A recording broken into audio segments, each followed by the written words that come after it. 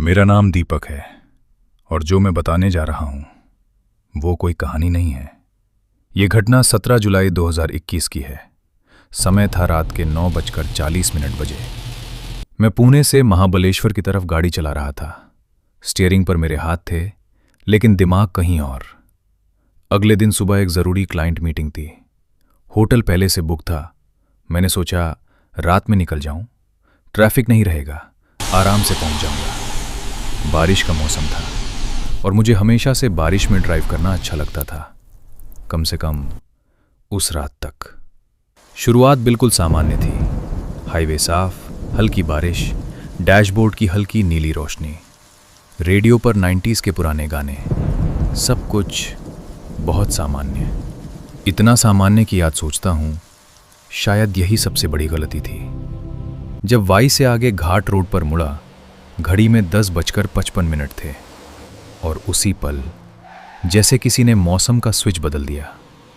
आसमान पूरी तरह काला, बारिश थोड़ी तेज, हेडलाइट्स के आगे सिर्फ सफ़ेद धुंध, जैसे सड़क कहीं गायब हो रही हो, जैसे मैं किसी खाली जगह में ड्राइव कर रहा हूं।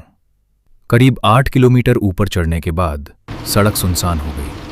न कोई गाड़ी, न कोई ट्रक, न कोई बाइक, बस मैं और बारिश। और तभी मुझे सड़क किनारे वो छोटी सी चाय की टपरी दिखी। टीन की छत, पीली बल्ब की कमजोर रोशनी, बारिश की बूंदें टिन पर गिरती हुई। उस सुनसान अंधेरे में वो रोशनी अजीब तरह से चमक रही थी। मैंने सोचा चाय पी लेता हूं, आगे लंबा रास्ता है। मैं गाड़ी रोककर उतरा। बारिश की ठंडी बूंदें चेहरे पर पड़ी। वहां एक बूढ़ा आदमी बैठा था, 60 से 65 साल, सफ़ेद दाढ़ी, भीगा हुआ तौलिया कंधे पर, लेकिन उसकी आंखें अजीब तरह से स्थिर थीं, जैसे वो मेरा इंतजार कर रहा हो। कहाँ जा रहे हो? महाबलेश्वर। वो कुछ सेकंड तक चुप रहा, सिर्फ मुझे देखता रहा। फिर बोला, आज ऊपर मत जाओ। मैं हल्का सा हंसा। सुबह मीटिंग है। उसने मेरी आंखों में देखा बहुत देर तक, फिर धीरे से कहा, रात 12 के बाद वो मोड़ खाली नहीं रहता। उसकी आवाज में डर नहीं था, सिर्फ सच्चाई थी, जैसे वो कुछ देख चुका हो। मैंने पैसे दिए, गाड़ी में बैठा।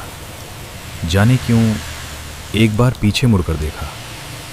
वो अभी भी मुझे देख रहा था, बिना पलक झपकाए। और मुझे उस पल पहली बार हल्की बेचैनी हुई। 11:35।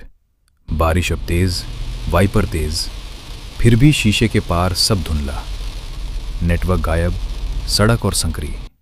12:07। बाईं तरफ गहरी खाई, दाईं तरफ घना जंगल। और तभी मेरी हेडलाइट्स ने कुछ पकड़ा। सफेद शर्ट, भीगी हुई, एक आदमी रोड के किनारे खड़ा, खाई की तरफ देखता हुआ। इस समय मैंने स्पीड कम की। जैसे ही गाड़ी पास आई, उसने बहुत धीरे धीरे सिर मेरी तरफ घुमाया। चेहरा धुंधला, लेकिन मुस्कान साफ थी, अजीब, स्थिर, ठंडी मुस्कान। मेरे हाथ स्टीयरिंग पर जकड़ गए। मैंने ब्रेक नहीं लगाया, सीधे निकल गया। पीछे नहीं देखा, नहीं देखा। 2 किलोमीटर बाद गाड़ी झटका खाकर बंद, इंजन डेड। 12:18। बारिश अचानक बंद, पूरी तरह। जंगल भी शांत, इतना सन्नाटा कि मुझे अपनी सांस सुनाई दे रही थी। भीगे कदमों की आवाज धीरे धीरे मेरी गाड़ी के पीछे आकर रुक गई।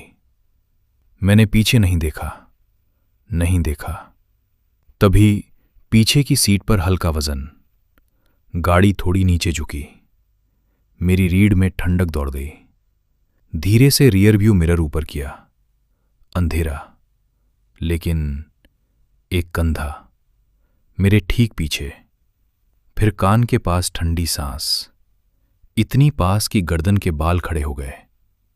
दरवाजा लॉक, पीछे भीगे कपड़ों की हल्की आवाज, और फिर मेरे कंधे पर ठंडा हाथ। जैसे बर्फ। मैंने तीसरी बार स्टार्ट घुमाया, इंजन चालू, और वो गायब। 12:52, महाबलेश्वर, श्री साईं रेसिडेंसी। कमरा लिया, दरवाज़ा बंद, खाली।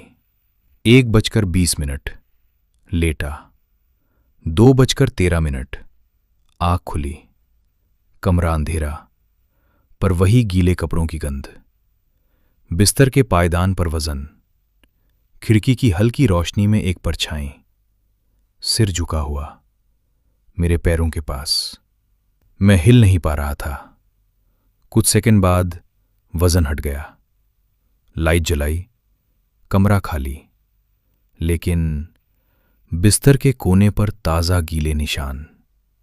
और फर्श पर एक और चीज़ थी, पानी की छोटी बूंदें, दरवाजे से बिस्तर तक, जैसे कोई अंदर चला आया हो।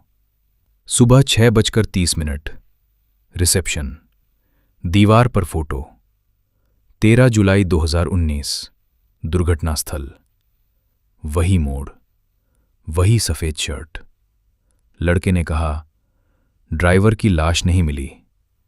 मैं बाहर आया, गाड़ी में बैठा, रियर व्यू मिरर देखा, सीट खाली, लेकिन सीट बेल्ट हल्की खिंची हुई, जैसे अभी अभी किसी ने हटाई हो।